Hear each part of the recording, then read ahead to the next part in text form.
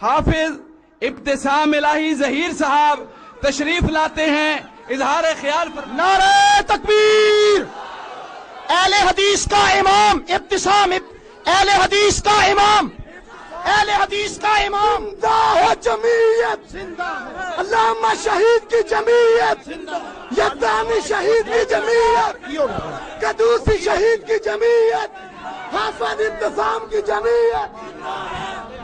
باس کرو یار، باس کرو. اہل حدیث کے قائد، جرأت والا، ہمت والا.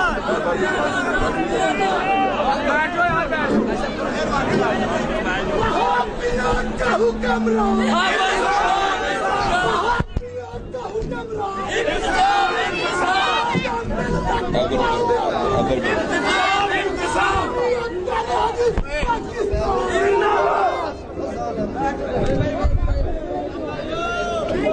تھوڑا جا ہو رہا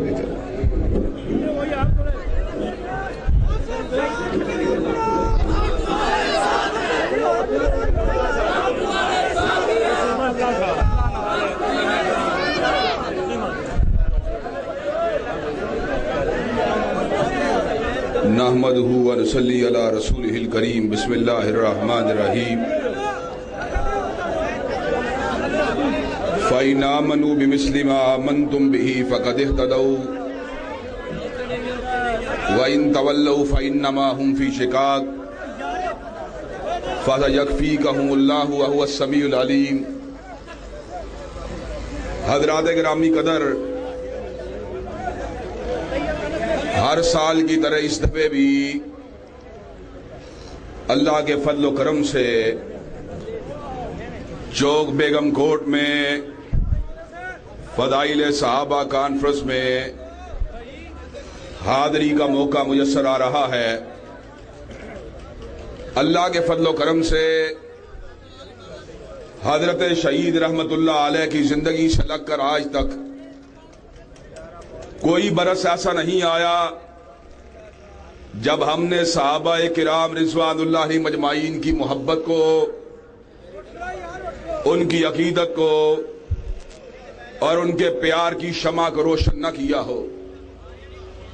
اور انشاءاللہ جب تک زندہ رہیں گے صحابہ کرام کی عظمت کے ڈنکے بجاتے رہیں گے. حضرات گرامی قدر،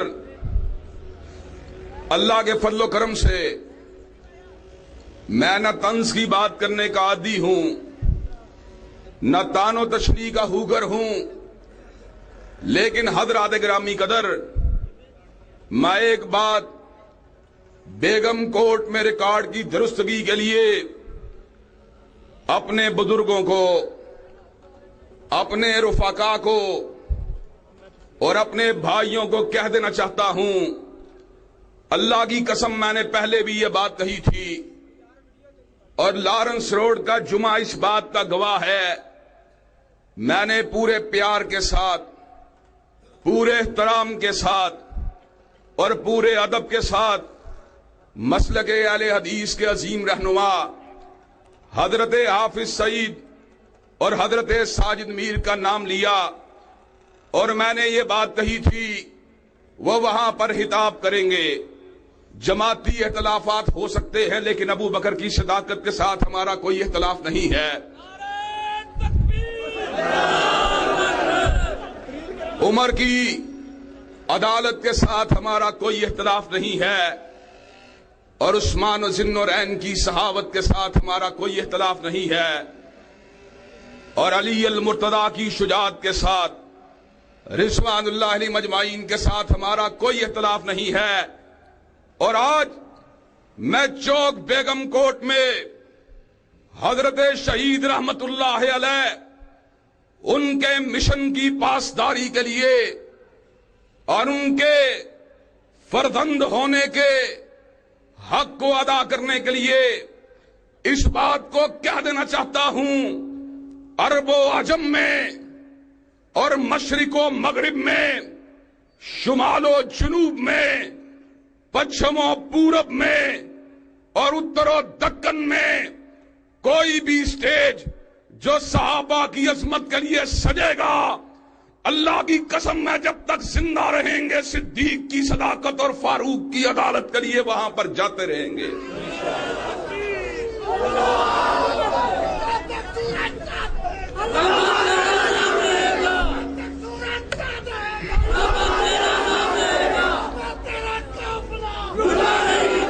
حضرات گرامی قدر یہ تو چوک بیگم کوٹ کی بات ہے.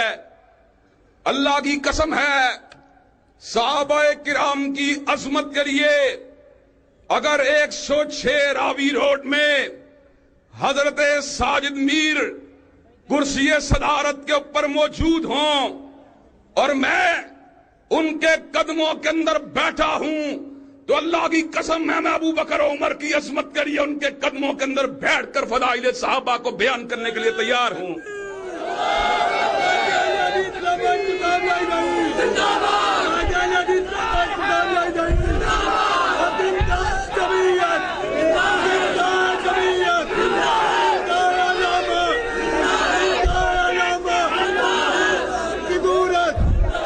حضرات گرامی قدر اللہ تبارک و تعالیٰ کے فضل و کرم سے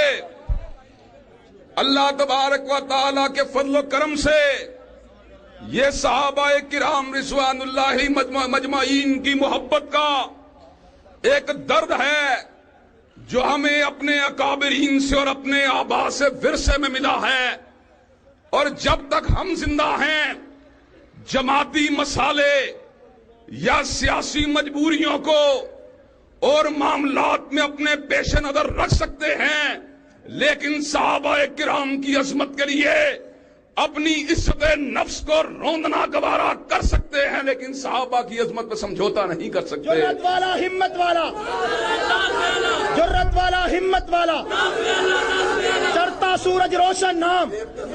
حضرات گرامی قدر صحابہ سے اللہ کے فضل و کرم سے ہر صاحب ایمان کو پیار ہے. ہر شخص جس کے دل میں ایمان کی معمولی سی رتی ہے وہ صحابہ کرام رضوان اللہ علیہ مجمعین کے ایمان سے اور ان کے پیار سے ان کی محبت سے کبھی بھی اس کا دل خالی نہیں ہو سکتا. حضرات اس کی ایک بنیادی وجہ ہے میں اس مقدمے کو آپ حضرات کے گوش گزار کرنا ضروری سمجھتا ہوں. جب سے حضرت رسول اللہ صلی اللہ علیہ وسلم کا انتقال ہوا ہے اور جب سے آپ اپنے روضہ انور کے اندر مدفون ہیں حضرات گرامی قدر کائنات میں جتنے اہل ایمان ہیں صحابہ کرام رضوان اللہ علیہ مجمعین کے کائنات سے چلے جانے کے بعد اور آج 1400 برس کے گزر جانے کے بعد جتنے بھی اہل ایمان حضرت رسول اللہ صلی اللہ علیہ وسلم کے ملائے اعلیٰ میں منتقل ہو جانے کے بعد جو کائنات میں آئے ہیں ان کا صحابہ سے صرف ایک مقام کے اوپر ایک امتیازی فرق ہے. ذرا اس فرق کو ملحوظ خاطر رکھیے آپ کو صحابہ کرام رضوان اللہ علیہ مجمعین کے مقام کا اندازہ ہو جائے گا. حضرات صحابہ حج کرتے تھے آج کا مسلمان حج کر سکتا ہے. صحابہ قرآن کی تلاوت کرتے تھے آج کا مسلمان قرآن کی تلاوت کر سکتا ہے. صحابہ نے بدر و احد میں حنین و خندق میں تبوک میں غزوات میں جنگ کو لڑا ہے. آج کا مسلمان بھی جنگ کو لڑ سکتا ہے. صحابہ کرام نماز کو پڑھتے تھے آج کا مسلمان بھی نماز کو پڑھتا ہے پڑھ سکتا ہے. صحابہ کرام تہجد گزار تھے آج کا مسلمان بھی تہجد گزار ہو سکتا ہے.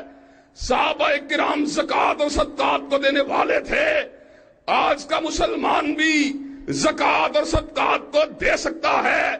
لیکن اللہ کی قسم ہے ایک شرف جو صحابہ کو حاصل ہوا وہ بعد کے مسلمان کو نہیں مل سکتا. صحابہ نے اپنی آنکھوں سے حضرت رسول اللہ کی زیارت کی تھی بعد کا مسلمان ان کی زیارت نہیں کر سکتا. عظمت صحابہ فضائل صحابہ علامہ ابتسام الہی ظہیر. حضرات ذرا غور کیجئے 1400 سال میں کتنی نسبتیں ہیں جو فخر کی وجہ بنی. کسی نے کہا میں نے حضرت حافظ محمد گوندلوی رحمت اللہ علیہ سے حدیث کو پڑھا ہے. لوگوں نے کہا تجھے فن حدیث پہ بڑا عبور ہوگا. کسی نے کہا میں نے حضرت علامہ شہید رحمت اللہ علیہ کے ساتھ ان کی جمعیت میں کام کیا ہے. کہنے والے نے کہا تجھے وقت کے حکمرانوں کو للکارنے کا بڑا سلیقہ ہوگا. کسی نے کہا فلاں عالم دین نے حضرت شیخ الکل حضرت سید نذیر حسین محدث دہلوی رحمت اللہ علیہ ان کے سامنے زانو تلمس کو طے کیا ہے. سننے والے نے کہا اس کو علم کے اندر اور تقوی کے اندر کمال حاصل ہوگا. کسی کہنے والے نے کہا اس نے سید احمد شہید اور اسماعیل شہید کی معیت میں جہاد تو کیا ہے. کہنے والے نے کہا وہ انگریزی سامراج کے سامنے سینہ صبر ہو جانے والا وقت کا بہت بڑا مجاہد ہوگا. لیکن حضرات میں یہ بات برملا طور پہ کہہ دینا چاہتا ہوں, کسی کو شرف حاصل ہوا علماء کی صحبت میں بیٹھنے کا حاصل ہوا, جو عالم کے سامنے زانو تلمس کو طے کر گیا وہ عالم بن گیا. جو قاری القرآن کے سامنے زانو تلمس کو طے کر گیا وہ قاری القرآن بن گیا. جو مجاہدین کی صحبت میں وقت کو بتا گیا وہ مجاہد اسلام بن گیا. جس نے محدثین کی صحبت کو پا لیا وہ حافظ الحدیث بن گیا. لیکن اللہ کی قسم ہے کائنات میں کوئی شرف بھی حضرت رسول اللہ کی صحبت اور رفاقت کا مقابلہ نہیں کر سکتا. جس نے حضور کے چہرہ پر نور کی حالت ایمان میں زیارت کی ہے, اللہ کی قسم کائنات میں کوئی ولی اللہ اور کائنات میں کوئی صاحب علم و شرف ان کے علم اور شرف اور ولایت کا مقابلہ نہیں کر سکتا. حضرات گرامی قدر, صحابہ کرام رضوان اللہ علیہ مجمعین وہ کوئی معمولی ہستی نہیں ہیں. لوگوں کو اپنی نسبت پہ ناد ہوتا ہے, کسی کی نسبت حضور کی نسبت کا مقابلہ نہیں کر سکتی. میں کئی مرتبہ یہ بات کہتا ہوں, کوئی چہرہ وضحا کے چہرے کا مقابلہ نہیں کر سکتا اور کوئی زلف واللیل کی زلف کی سیاہی کا مقابلہ نہیں کر سکتی. کوئی نگاہ ما زاغ البصر وما طغى والی نگاہ کا مقابلہ نہیں کر سکتی, اور کوئی سینہ علم نشرہ کے سینے کا مقابلہ نہیں کر سکتا, اور کوئی کملی مدثر و مدمل کی کملی کا مقابلہ نہیں کر سکتی, اور کوئی سواری براق کی سواری کا مقابلہ نہیں کر سکتی, اور کوئی زمانہ حضور کے زمانے کا مقابلہ نہیں کر سکتا, اور کوئی ساتھی اور دوست حضرت رسول اللہ کے ساتھی اور دوست کا مقابلہ نہیں کر سکتا. کوئی بیوی امہات المومنین کی عظمت کا مقابلہ نہیں کر سکتی. کوئی بیٹی فاطمہ الزہرا زینب رقیہ اور ام کلثوم کی عظمت کا مقابلہ نہیں کر سکتی. کوئی خلفاء اور کوئی جانشین حضرت رسول اللہ کے جانشینوں کا مقابلہ نہیں کر سکتے. کوئی عہد حضور کے عہد کا مقابلہ نہیں کر سکتا, اور کوئی وقت جو حضور کی صحبت میں بیتا ہو, اللہ کی قسم ہے صحابہ کرام کے گزرے ہوئے وقت کا مقابلہ نہیں کر سکتا. حضرات یہ کس طرح کی بات ہے؟ سیدنا علی المرتضی رضی اللہ تعالیٰ عنہ وہ حضرت رسول اللہ کے چمن کے لہلاتے ہوئے پھول ہیں, اور جس دل میں علی المرتضی کی محبت موجود نہیں ہے رضی اللہ تعالیٰ عنہ وہ مومن و مسلمان کا دل نہیں ہو سکتا. حضرات ذرا توجہ کے ساتھ میری بات کو سنیے. میں آپ کی زیادہ سما خراشی نہیں کرنا چاہتا, لیکن آپ کو دو چار نقطوں کی باتیں آپ کے گوش گدار ضرور کرنا چاہتا ہوں. حسین ابن علی رضی اللہ عنہما وہ علی المرتضی کے فرزند ہیں. الولد سر لابی, بیٹا باپ کا رازدان ہوتا ہے, باپ کے نقش قدم کا اس کے مشن کا پاسبان ہوتا ہے. حضرات شیعہ احباب یہ بات کہتے ہیں, میں حضرات شیعہ کے اس مقدمے کو قبول کرتے ہوئے اس کی بنیاد کے اوپر اپنے استدلال کو آپ حضرات کے گوش گدار کرنے کے لیے جا رہا ہوں. حضرات شیعہ اس بات کا ذکر کرتے ہیں کہ سیدنا حسین رضی اللہ تعالیٰ عنہ نے وقت کے غاصب, وقت کے جابر حکمران یزید کے خلاف خروج کیا, اس لیے کہ جب حکمران غاصب ہوتا ہے, ظالم ہوتا ہے, فاسق و فاجر ہوتا ہے, اس کے خلاف خروج کرنا یہ لازمی ہوتا ہے. سیدنا حسین رضی اللہ تعالیٰ عنہ جس وقت یزید کے خلاف خروج کرتے ہیں، اپنی عمر کے 58ویں برس کے اندر موجود ہیں، بڑھاپا سنے کہولت ان کے پر طاری ہو چکا ہے۔ حضرات، اگر وہ علی المرتضیٰ کے جانشین ہیں، سیدنا علی المرتضیٰ سے انہوں نے خروج کا، جرأت کا، حق گوئی کا، بے باکی کا درس حاصل کیا ہے، تو علی المرتضیٰ کے بارے میں ISO جو نعرہ لگاتی ہے علی کی زندگی منافقت کی موت ہے، تو پھر یہ بات ماننا پڑے گی سیدنا علی کے کردار میں نفاق نہیں ہو سکتا۔ اگر بوڑھا حسین یزید کے خلاف عروج کر سکتا ہے، اگر ابو بکر و عمر میں عثمان کے اندر کوئی کوتاہی ہوتی تو جوان علی المرتضیٰ ان کے خلاف عروج کیوں نہ کرتا؟ اس کا مطلب یہ ہے اگر علی المرتضیٰ نے عروج نہیں کیا اور علی میں نفاق نہیں تھا، علی بہادر تھا، دلیر تھا، شجاع تھا، اسد اللہ الغالب تھا، حیدر کرار تھا، اس کا مطلب یہ ہے علی المرتضیٰ نے ابو بکر و عمر و عثمان کو دل سے خلیفہ تسلیم کیا، ان کے عہدوں کو قبول کیا۔ اور مجھے یہ بات بتلاؤ، علی جس کو اپنا امیر مانتا ہو کائنات میں، اس جیسا امیر کوئی دوسرا ہو سکتا؟ حضرات گرامی قدر،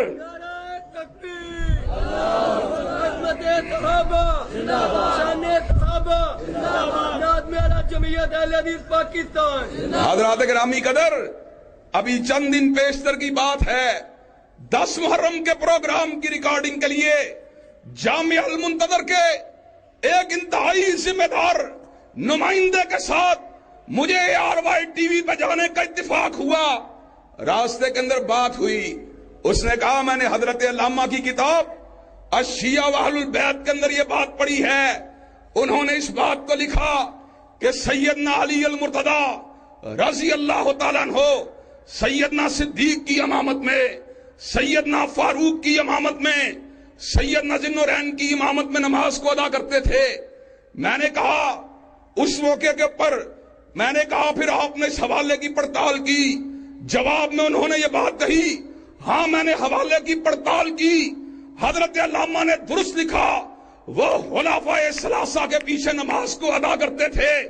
چوک بیگم کوٹ میں، بیگم کوٹ کے غیرت مندوں کے اس عظیم الشان اجتماع میں میں اہل سنت کو بھی اور اہل تشیع کو بھی دعوت فکر دیتا ہوں، ذرا غور کرو، علی المرتضیٰ رضی اللہ تعالیٰ عنہ نے ابو بکر و عمر و عثمان کے پیچھے نماز کو ادا کیا، برس ہا برس تک سیدنا صدیق کی امامت میں نماز کو ادا کیا، برس ہا برس تک سیدنا فاروق کی امامت میں نماز کو ادا کیا، برس ہا برس تک سیدنا ذی النورین کی امامت میں نماز کو ادا کیا۔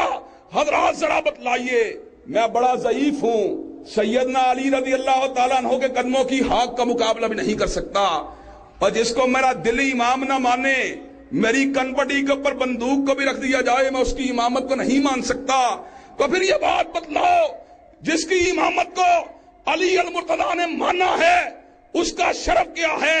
جو علی المرتضیٰ کا امام ہے وہ علماء کا بھی امام ہے، وہ اتقیاء کا بھی امام ہے، وہ اصقیاء کا بھی امام ہے، وہ محدثین کا بھی امام ہے، وہ مجددین کا بھی امام ہے، وہ مجتہدین کا بھی امام ہے، وہ کائنات کے تمام مسلمانوں اور مومنوں کا امام ہے، اور جو اس کی امامت کو نہیں مانتا اس کو صحیح معنوں میں اسلام کے ارکان کا علم نہیں ہے۔ نعرہ تکبیر، سیدنا صدیق اکبر، سیدنا عثمان، سیدنا عمر، سیدنا علی۔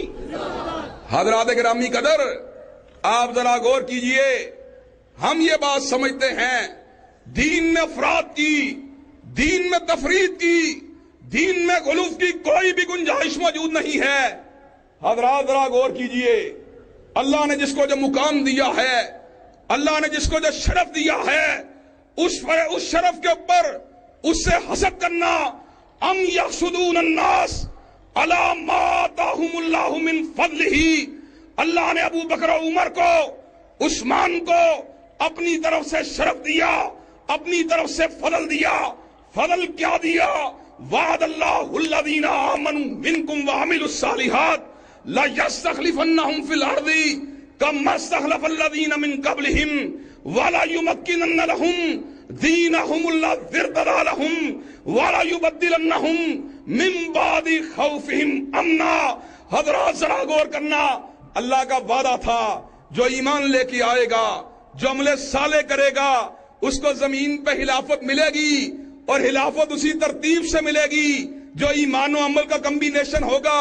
اللہ نے خلافت دی، ابو بکر کو خلافت دی، اللہ نے خلافت دی، عمر کو خلافت دی، اللہ نے خلافت دی، عثمان کو خلافت دی، اللہ نے خلافت دی، علی المرتضیٰ کو خلافت دی، اللہ نے خلافت دی، معاویہ بن ابی سفیان کو خلافت دی، اللہ نے خلافت دی، حسن ابن علی کو خلافت دی، رضوان اللہ علیہ مجمعین. اور جب اللہ نے وعدہ پورا کر دیا تو تم اور میں کون ہوتا ہے اس وعدے کے اندر اعتراض کرنے والے؟ علامہ احسان کا دوسرا نام، علامہ احسان کا دوسرا نام جمعیت اہل حدیث پاکستان. اور حضرات گرامی قدر، 2-4 برس قبل جو حضرت سلفی صاحب نے ایک نقطے کی بات کی تھی، اسی نقطے کو آج دوبارہ آپ کے دماغ کے اندر پیوست کرنا میں ضروری سمجھتا ہوں. حضرات، خلافت کی ترتیب کے ادلہ، اس کے دلائل متعدد ہیں، لیکن ایک سمجھنے سمجھانے کی بات ہے. حضرت ابوبکر صدیق رضی اللہ تعالیٰ عنہ رشتے میں حضور کے والد تھے. آپ کی بیٹی حضرت رسول اللہ کے نکاح کے اندر موجود تھی. رشتے میں حضور کے والد نہیں، رشتے میں حضور کے باپ تھے، جس کو انگلش کے اندر فادر ان لا کہا جاتا ہے. حضرات، اس کی ذرا ایک اور دلیل کے اوپر ذرا غور کرنا. حضرت علی المرتضیٰ رضی اللہ تعالیٰ عنہ جوان تھے، مکہ فتح ہوا، حضرت رسول اللہ نے کعبے میں موجود 360 بتوں کو توڑنے کے لیے سیدنا علی کو اس بات کی دعوت دی، میرے کاندھے کے اوپر کھڑے ہو جائیے. علی المرتضیٰ رضی اللہ تعالیٰ عنہ نے اس بات کے اندر سوء ادب کا پہلو سمجھا. انہوں نے کہا آقا، میں آپ کے کندھے کے اوپر کیسے کھڑا ہو سکتا ہوں، آپ میرے کندھے پہ کھڑے ہو جائیے. حضرت رسول اللہ نے اعلان فرما دیا صلی اللہ علیہ وسلم، علی تیرے کاندھے میرے بدن کو نہیں اٹھا سکتے. حضرت علی المرتضیٰ رضی اللہ تعالیٰ عنہ جوان تھے. حضرت رسول اللہ صلی اللہ علیہ وسلم نے ان کے قدموں کے اوپر کھڑے ہونے کی کوشش کی. سیدنا علی رضی اللہ تعالیٰ عنہ حضرت رسول اللہ کے بھار کو نہیں اٹھا سکے. حضرت رسول اللہ نے سیدنا علی المرتضیٰ کو اپنے کاندھے کے اوپر چڑھا دیا، 360 بتوں کو توڑوا دیا. وہ زمین کی ہموار سطح کے اوپر حضرت رسول اللہ صلی اللہ علیہ وسلم نے رشتے میں اپنے بیٹے علی المرتضیٰ کو اپنے کاندھے کے اوپر اٹھا لیا، اس لیے کہ رشتے میں حضور کے بیٹے تھے. اور باپ اگر بیٹے کو کبھی اپنے کندھے کے اوپر اٹھا لے، اس میں کوئی اچنبے کی بات نہیں ہوتی. حضرات گرامی قدر، اور غار ثور جو ہموار سطح کی زمین نہیں تھی بلکہ چڑھائیاں تھیں. حضرت رسول اللہ صلی اللہ علیہ وسلم تھک جاتے ہیں. حضرت ابو بکر بوڑھے تھے، 50 برس ان کی عمر ہو چکی تھی. حضرت رسول اللہ کو تھکاوٹ ہوئی، حضرت ابو بکر نے حضرت رسول اللہ کو اپنی جھولی مبارک میں اٹھا لیا. چڑھائی چڑھتے ہوئے، اس لیے کہ باپ اپنے بیٹے کو اٹھا سکتا ہے. تو حضرات، اس بات پہ غور کرنا، رشتے میں حضرت ابو بکر حضرت رسول اللہ کے باپ ہیں، عمر میں بڑے ہیں. حضرت عمر فاروق رشتے میں حضور کے باپ ہیں، عمر میں صدیق سے چھوٹے ہیں. حضرت عثمان رضی اللہ تعالیٰ عنہ رشتے میں حضور کے فرزند ہیں، عمر کے اندر سیدنا علی المرتضیٰ سے بڑے ہیں، 2 بیٹیوں کے شوہر ہیں، دورے داماد ہیں. حضرت علی المرتضیٰ عمر میں چھوٹے ہیں، رشتے میں حضور کے بیٹے ہیں. جو باپ پہلے بڑا تھا، اللہ نے اس کو پہلے خلافت عطا فرما دی. جو اس کے بعد عمر میں چھوٹا تھا، اللہ نے اس کو خلافت عطا فرما دی. جو بڑا بیٹا تھا، اللہ نے اس کو 3 نمبر کے پر خلیفہ بنا دیا. جو چھوٹا بیٹا تھا، اللہ نے 4 نمبر پہ خلافت کو عطا فرما دی. حضرات، باپ باپ ہوتا ہے، بیٹا بیٹا ہوتا ہے. بیٹا کتنا بھی عالم و فاضل کیوں نہ ہو، باپ کی عظمت کا مقابلہ نہیں کر سکتا. حضرات، اگر میں 11 ڈگریاں بھی حاصل کر جاؤں تو حضرت علامہ شہید کی عظمت کا مقابلہ. تو حضرات گرامی قدر، سیدنا علی المرتضیٰ بیٹے ہیں، حضرت ابو بکر حضرت عمر رسول اللہ کے رشتے میں باپ ہے. پہلے باپ کی باری آئی، پھر باپ کی باری آئی، پھر بیٹے کی باری آئی، پھر بیٹے کی باری آئی. حضرات، یہ لاجیکل اور منطقی انداز میں اس اعتبار سے بھی خلافت کی ترتیب بنتی ہے۔ حضرات ہم اس بات کا اعلان کرنا چاہتے ہیں کہ جب تک ہم زندہ رہیں گے خلافت راشدہ کی بات کرتے رہیں گے۔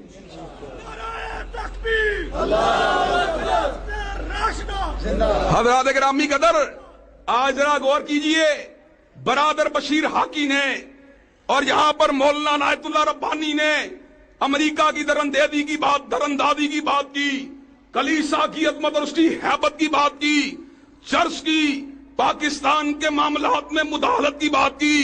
حضرات میرے ذہن میں ابو بکر و عمر کا خیال آیا، وہ فاروق جس نے کلیسا کی ہیبت کو مٹا دیا، جس نے کسرا کے آتش کدے کو بجھا دیا، جس نے سامراج کی ہیبت کا اس کا غرور توڑ کے رکھ دیا۔ حضرات ہم آج بھی یہ بات سمجھتے ہیں، اللہ کی قسم ہے، سیاسی مسلط کی وجہ سے کبھی عمران خان اور کبھی نواز شریف سے علماء کا سمجھوتا ہو سکتا ہے، لیکن حقیقی بات یہ ہے امریکی سامراج کے مقابلہ نظام خلافت راشدہ کے بغیر پاکستان میں نہیں ہو سکتا۔ حضرات اگر حضرت ابو بکر و عمر کا نظام پاکستان میں نافذ کر دیا جائے تو امریکہ یہاں پر باقی رہ سکتا؟ اگر عثمان و علی کا نظام یہاں پر قائم کر دیا جائے سامراج کا یہاں پر تسلط برقرار رہ سکتا؟ حضرات گرامی قدر، مجھے یہ بات بتلائی جائے، حرمت رسول کو یقینی بنانے کے لیے، لوگوں کے دکھوں کو مٹانے کے لیے، محکوم طبقوں کو بالادست بنانے کے لیے، دکھی انسانیت کے دکھوں اور غموں کے مداوے کے لیے، کیا آپ ابو بکر و عمر عثمان و علی کے نظام کو میدان عمل کے اندر آ کے منوانے کے لیے تیار ہیں؟ علامہ صاحب قدم بڑھاؤ، علامہ صاحب قدم بڑھاؤ، علامہ صاحب قدم بڑھاؤ، جمعیت اہل حدیث پاکستان۔ حضرات گرامی قدر، آپ مجھے یہ بات بتلائیں، نظام خلافت راشدہ کی جنگ لڑنے کے لیے تیار ہیں اور پاکستان کے زرداری کے ایوان کے اوپر ابو بکر و عمر کے جھنڈوں کو لگانے کے لیے تیار ہیں؟ اگر آپ کو نظام خلافت راشدہ کے لیے میدانوں میں نکلنا پڑے، میدانوں میں آنے کے لیے تیار ہیں؟ علماء اور مذہبی قائدین اگر آپ کو کال دے، آپ ان کی کال پہ لبیک کہنے کے لیے تیار ہیں؟ انشاءاللہ غم کے اندھیرے چھٹیں گے، انشاءاللہ دکھوں اور تکالیف کا وقت بیتے گا، نظام خلافت راشدہ آئے گا، کفر کا تسلط مٹ جائے گا اور کائنات میں امن و امان کا پھرا لہرا جائے گا۔ وآخر دعوانا الحمدللہ رب العالمین۔